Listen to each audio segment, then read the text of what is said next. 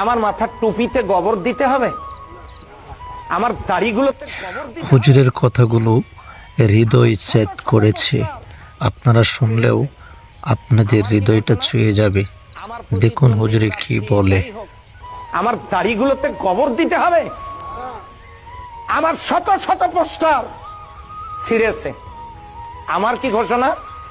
আমার প্রতিদ্বন্দ্বী প্রার্থী যাই হোক, সেই পোস্টারে যদি ময়লা লাগে, আমি আমার দলের কর্মীদেরকে বলবো প্রয়োজনে ময়লাটা মুছে দেবেন।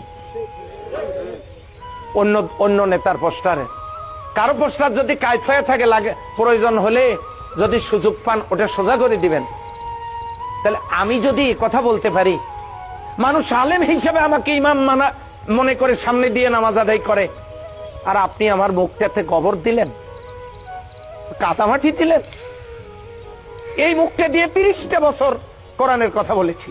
আচ্ছা, আপনারা বিবেকবান মানুষ হিসেবে একটু বলেন তো, আমাকে, আমি অপরাধ করেছি, আমাকে শাস্তি দেন আপনারা। আমি কি ক্ষতি আপনাদের করেছি বলেন আমাকে। কিন্তু আপনাদের কি একটু বিবেকেও লাগলো না?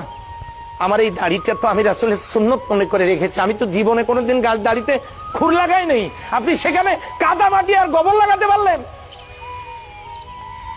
তাহলে এই লোকগুলোকে যদি ভিডিওটি ভালো লেগে থাকে তাহলে অবশ্যই শেয়ার করে অন্যদেরকে দেখার সুযোগ করে দিবেন।